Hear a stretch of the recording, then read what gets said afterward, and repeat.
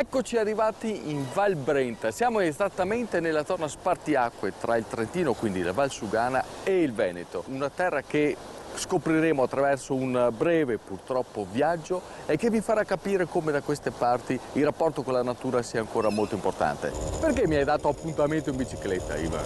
Perché questo è un modo di vedere la valle a bassa velocità e in modo sostenibile, senza inquinamento. La ciclopista del Brenta è ormai famosa in tutta Europa e parte da Levico, attualmente arriva fino a Bassano. È la vera opportunità che ha il territorio della Val Sugana e della Val Brenta nel prossimo futuro. Ma esiste un rapporto tra la ciclabile, la bicicletta e la canoa, che è il tuo lavoro poi? Ma nelle linee guida della Comunità Europea la bicicletta è una green way e la canoa, il rafting, tutto quanto riguarda la navigazione sportiva, educativa, ambientale è una blue way.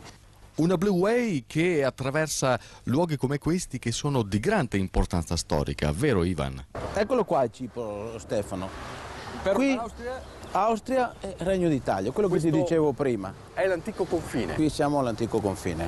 La gente scendeva dall'altopiano di Asiago, sostava a Primolano nella stazione, che era stazione internazionale, e con le valigie andava all'estero, cioè andava in Austria. Una zona di passaggio testimoniata da un'altra struttura bellissima che in pochi conoscono, il Covolo del Buttistone. Pensi che nell'epoca in cui era nel massimo splendore, diciamo, poteva avere una ricezione di fino a 500 soldati. Il Covolo, alla fine, per chi lo guarda, è un castello nella roccia. Esatto. Costruito quando? È stato costruito nei secoli, diciamo, dalla caverna iniziale che era, certo, perché è una caverna naturale. È diventata man mano un luogo di insediamento, comunque sempre all'interno di una fortificazione. Poi con la caduta della Repubblica di Venezia e il passaggio al periodo napoleonico è stata praticamente usata come polveriera a suo tempo, poi è stata utilizzata anche durante la Prima Guerra Mondiale certo, come praticamente una fortificazione. E questa è una delle mete, uno dei punti apprezzabili grazie alla vita accessibile, presa lentamente come stiamo facendo. È aperto, è fruibile, c'è un servizio guida che vi può accompagnare, ma soprattutto è un castello invisibile, perché se andate in su per strada a 100 all'ora non lo vedete. Vivere a bassa velocità che cosa vuol dire?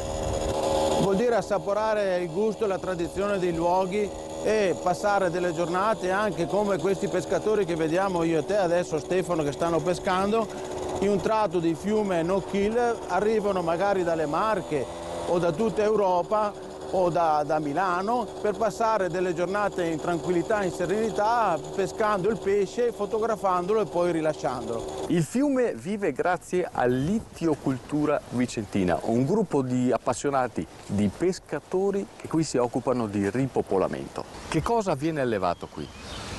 Questo impianto è deputato in maniera specifica all'allevamento della trota marmorata di ceppo Brenta.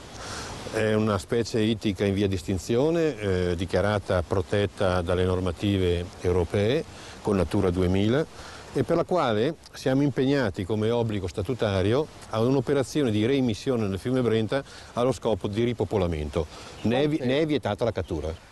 Un allevamento naturale in un contesto praticamente incontaminato dove comunque è l'acqua, comunque sempre il motore di tutto. Certo, non esiste pesce se non c'è acqua. Noi l'acqua la peschiamo dal Cismon e possiamo andare a vedere anzi l'origine della nostra fornitura d'acqua. È un Cismon, in questo momento abbiamo circa 3 metri cubi di rilascio del deflusso minimo vitale, parola magica che ci vuole sempre intaccare da più parti ma che in realtà si chiama deflusso vitale perché altrimenti il fiume muore. E c'è dato per grazia divina dal mese di dicembre perché altrimenti non c'era.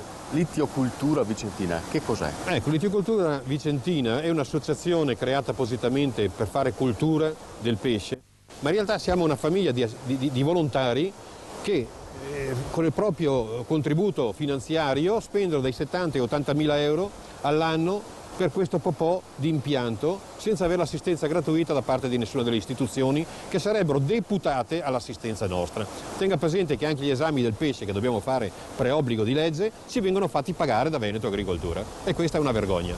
Avete un sogno, un obiettivo? Beh, il sogno nostro è che qui vengano a darci una mano di supporto finanziario perché il nostro non è un incubatorio di valle, che è semplice avanotteria. Qui si producono circa 1 milione di trote marmorate all'anno. Lei pensa che ogni trota esaminata costa dai 50 ai 60 euro. Noi dobbiamo farne esaminare 1000 ogni anno, ma mi dica lei dove possiamo andare a prendere questi soldi?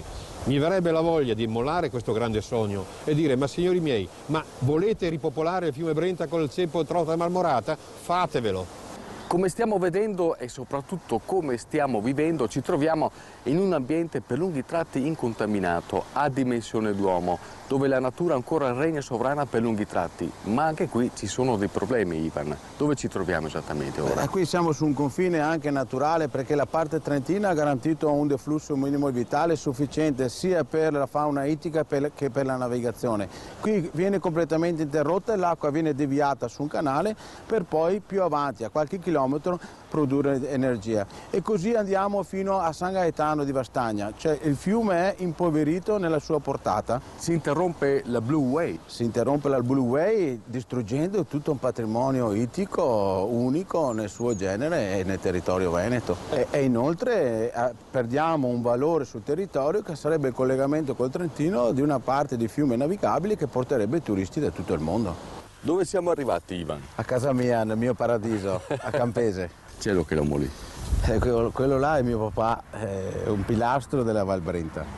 Ascolta, vedo la terra molto scura, lui raccoglie gli asparagi, come fa a vederli se non spuntano dalla terra? Ma me lo chiedo anch'io tutti i giorni quando lo aiuto. Praticamente l'asparago crepa il terreno leggermente e lui ha questa esperienza e riesce a trovarlo e a tagliarlo, perché sai, un asparago bianco viene tagliato prima che esca dal terreno, altrimenti per la fotosintesi diventa verde. Una volta qui si piantava il tabacco, l'economia principale, questo campo mi ricordo mio nonno e mio papà lo vangavano tutto a mano e si coltivava il tabacco, c'erano 11.000 piante e l'economia della famiglia era basata sulla coltivazione del tabacco. Attualmente invece abbiamo trasformato l'azienda coltivando gli asparagi e abbiamo anche un centinaio di olivi, oltre ai piccoli frutti, le api eccetera. Ultima tappa, l'antica dogana che è stata tale fino al 1918. Romano Cornale, l'oste della dogana. Oste e che cos'altro?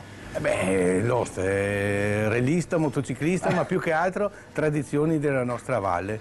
E sopra le nostre teste un monumento, lo possiamo definire così? L'eccellenza mondiale è la canoa di Pierpaolo Ferrazzi, nostro CT della nazionale, e campione d'Italia, campione del mondo di kayak, e con i numeri 3 e 37 che c'è nella canoa è la medaglia d'oro a Barcellona, i 66 di Sydney e la sua canoa. Pierpaolo Ferrazzi de Vastagna. Di qua?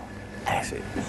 E tu invece sei un rallista? Rallista di rally storici, sei in Monte Carlo e pilota Laverda, l'ingegner Piero Laverda mi dà la moto per correre la Milano-Taranto, di cui ho anche portato 2 volte il numero 1.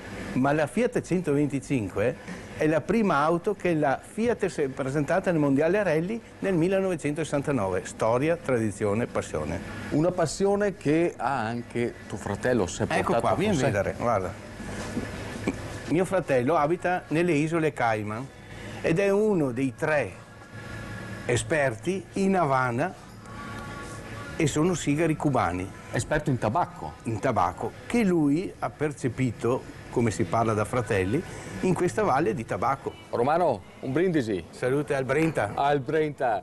Il nostro amico Romano, pensate, è il miglior oste della cucina bavarese in Italia. Infatti qua che wuste, che krauti, spettacolo. I sapori che si abbinano alla birra. Questo è il segreto della cucina bavarese. Ci vediamo la settimana prossima. Vie Verdi, vi aspettiamo. Buon appetito, ja? Wunderbar. Grazie, grazie. Tortellini avesani, buoni in un minuto. Avesani.